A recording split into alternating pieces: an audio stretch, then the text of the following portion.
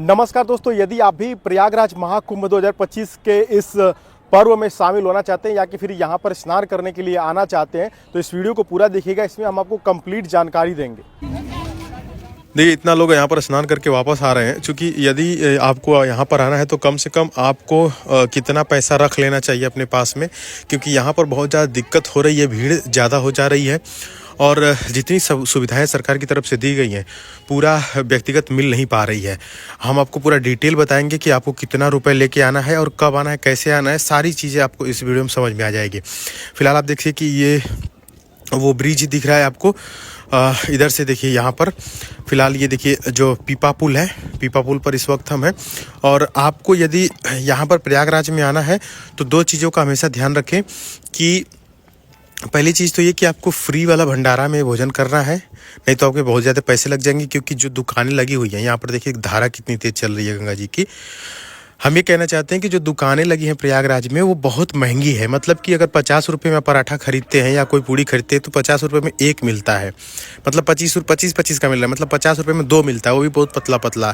तो कहने का मतलब ये है कि आपको पहली बात का ध्यान रखना है कि आपको भंडारे में भोजन करना है और भंडारे में बहुत अच्छे अच्छे भोजन मिल रहे हैं। वो कहाँ पर, वो भी हम आपको इसी वीडियो में दिखाने के लिए आगे लेके चल रहे हैं, ठीक है। देखिए, जैसे ही आप मेरा क्षेत्र में आएंगे तो उधर आएंगे, उधर से पीपा पुल पकड़ के ठीक ऐसे गंगा इस पार आ जाना है। आपको ध्यान रखना है कि जो सामने ब्रिज दिखाई देगा आपको बाएं साइड में, उसी के नीचे नीचे या कि फिर इस वाले पीपा पुल से जिससे हम जा रहे हैं, इसी से आपको गंगा के इस पार आना है। जब गंगा इस पार आप आ जाएंगे तो इधर में जो है कि आपको भंडारा मिलेगा। और वो भी भंडारा कहाँ पर मिलेगा, ये देखिए सेक्टर नंबर 22, सेक्टर नंबर आपको 18, 19, 20, 21, 22। और ये देखिए, इनको आप पहचानते होंगे, टीवी भी देखते होंगे, साध्वी हैं और सनातन प्रजातंत्र यहाँ पर देखिए लिखा हुआ है। तो आपको जो भी भंडारा मिलेगा ना वो सेक्टर 18, 19, 20, 21, 22 यही में ज़्यादातर मिलेगा। सेक्टर 18 और 19 में और 20 में ज़्यादा है। तो ये जो सेक्टर हैं वो किधर पड़ते हैं, वो जो सामने ब्रिज हमने आपको दिखाया वही पड़ते हैं, वही हम आपको लेकर के चल रहे हैं। देखिए, श्री पहाड़ी बाबा नगर खालसा, ठीक है। तो आपको जो है कि भोजन करना है। यहाँ पर देखिए नित्य सेवा भंडार भी यहाँ पर होता है और ये सेक्टर नंबर 20 में पड़ते हैं, ठीक है।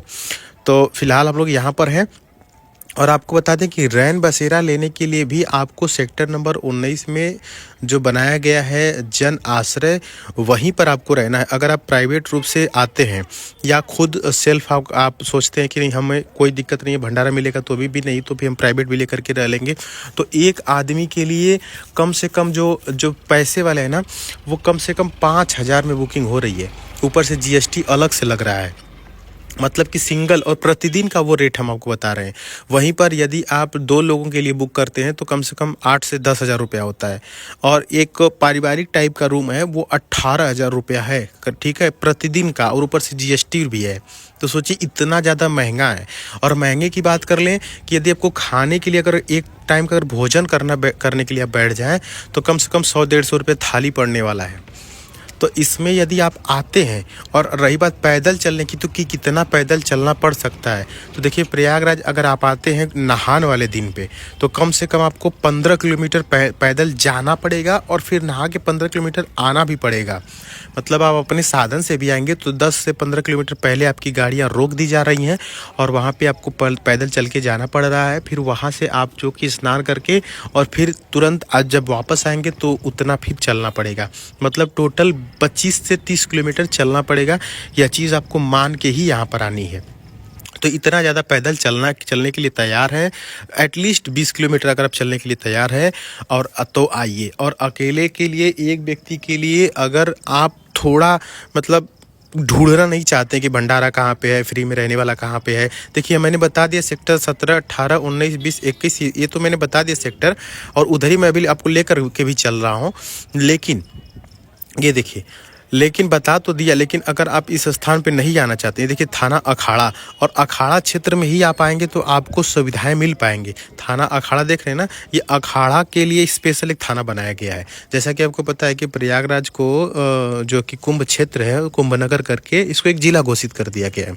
और जब ये जिला घोषित हो गया है तो जिला में क्या होता है, थाना होता है, कोतवाली होती है, चौकी होती है।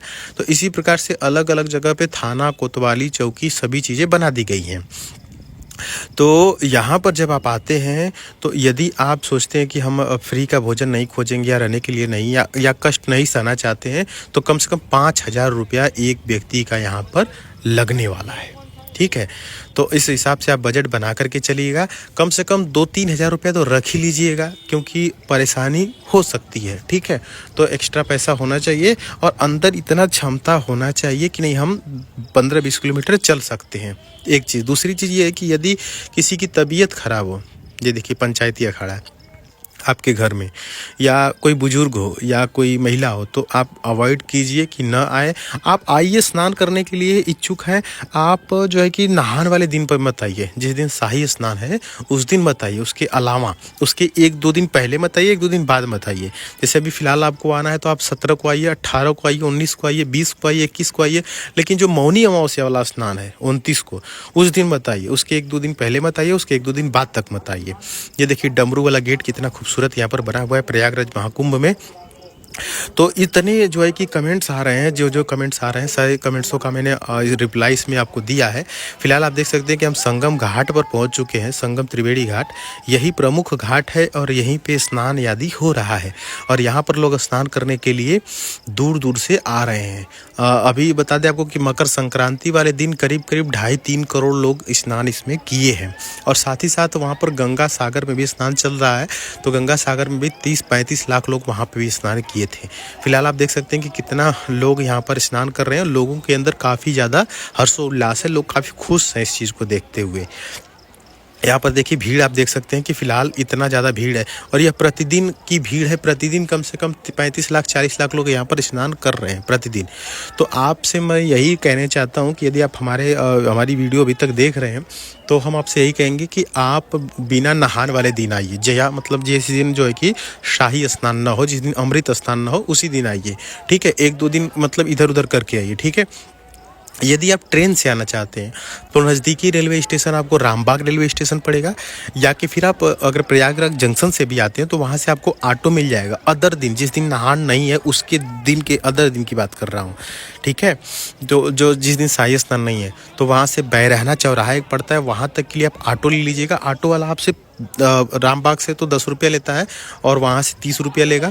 वहाँ उतर जाएंगे तो आपको कम से कम 2-3 किलोमीटर पैदल ही चलना पड़ेगा। 2-3 किलोमीटर में ही आप यहाँ पर संगम क्षेत्र में आ जाएंगे और फिर नहा वहा के 2-3 किलोमीटर और चलना पड़ेगा। मतलब टोटल 7-8 किलोमीटर चलने में आपका काम हो जाएगा।